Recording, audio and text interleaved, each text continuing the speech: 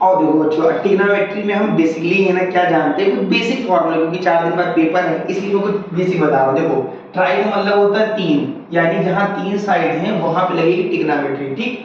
और ट्रिग्नोमेट्री हमेशा right angle triangle में लगेगी, ठीक। तो इसके लिए तुम्हें कुछ चीजें ध्यान रखना, जैसे साइन, कॉस, टेन, कॉट, सेक और कॉसेक, इतना तुम्हें ध्यान रखना है। मेरी बात समझ में आ गई? और अभी ये चीज तो आपको पता है, पीवीपी और एचएचपी, ये कॉन्सेप्ट ध्यान रखना है, ठीक। ये तो बेसिक है। और इतना आपको एक और चीज ध्यान रखना, हर एक चीज दूसरे का क्या होता है, उल्टा होता है। यानी कि अगर साइन के बारे में बात करें तो साइन क्या होगा, 1/cos हो जाएगा, ठीक। और अगर कॉस के बारे में बात करें तो जो कॉस है 1/sec हो जाएगा, और जो tan है वो क्या होगा, 1/cot हो जाएगा। ये 3 याद रहेगा। अब इसी के बेस पे अगर हम बात करें, इसी को इसका रिवर्स कर दो। अब cosec को आप 1/sin लिख सकते हो, ठीक। और cos को इधर cos लिखा हुआ है 1/sec, तो sec क्या हो जाएगा, 1/cos, समझ गए। और tan को अब रिवर्स कर लो, क्या हो जाएगा, cot = 1/10।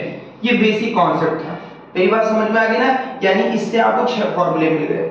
अब इसी तरीके देखो, ये पहला वाला हिस्सा परपेंडिकुलर हाइट इसके सामने लिख दो, ठीक।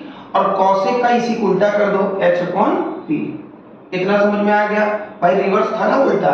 इसी तरीके ये देखो b/h है, ठीक है, ये पहला वाला, तो यहाँ उल्टा कर दो h/b। इतना समझ में आ गया।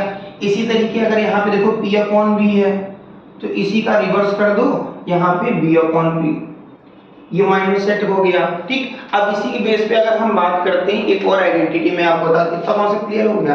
अब इसी में अगर रिकॉल के बेस पे बात करें ना, इसी में, ये तो मैंने आपको बेसिक बताया, अब इसकी आइडेंटिटी बताते हैं। देखो सबसे पहले इन दोनों को एक साथ लेके चलो और स्क्वायर लगा दो। देखो sin square plus cos square = 1 हो गया। मेरी बात समझ में आ गई? अब इसी तरीके अगर हम tan और sec को लेके चलेंगे, कॉम्बिनेशन किसका, tan और sec का, तो क्या कुछ करना नहीं है, बस tan स्क्वायर प्लस 1 लगा के = sec स्क्वायर कर दो। इतना कॉन्सेप्ट क्लियर हो गया। इसी तरीके है ना, अब जैसे tan का मैंने बताया, अब ये cot और cosec का कर लो। बस क्या करना है, cot square plus 1 = cosec square.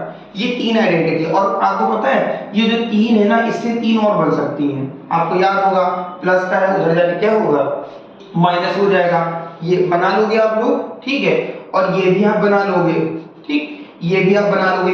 इसी का बस यूज है, ठीक। एक और बेसिक बता देते हैं ट्रिग्नोमेट्री का कॉन्सेप्ट समझने के लिए, ताकि दिमाग में चढ़ जाए। देखो अब जैसे यहाँ पे कई बार लिखा होता है एंगल, अगर आप इस बेस को देख रहे हो, ठीक है, यहाँ पे यहाँ लिखते थे थीटा, तो इस कंडीशन में इसके सामने ये परपेंडिकुलर हो जाएगा और ये बेस हो जाएगा। मेरी बात समझ में आ गई ना? तो इस कंडीशन में हम मान लो इसका नाम दे देते ABC, तो ये हो जाएगा AB/BC, सॉरी इसका ये लेकिन ना P/H है, तो ये सामने परपेंडिकुलर हो गया AB, और H क्या है, AC। याद करो, भी बताया था। इसी तरीके अगर मान लो सेम केस में ये ऐसे फिगर बना लो, अब थीटा यहां रख लो, ABC, यही सेम केस बताने जा रहा हूं, ठीक। इस केस में अगर आप ध्यान दोगे, इस केस में क्या होगा, वही P/H, तो अब परपेंडिकुलर जो सामने होगा, यानी कि ये हो गया BC, और हाइपोटेनियस ये AC। बस इतना ध्यान रखना है कि जब इस एंगल को देखोगे तो परपेंडिकुलर सामने होगा, और जब इस एंगल को देखोगे तो परपेंडिकुलर इधर सामने होगा, ठीक। बात इतना अभी कर लो, बाकी नेक्स्ट वीडियो में कराते हैं, ठीक है, ओके।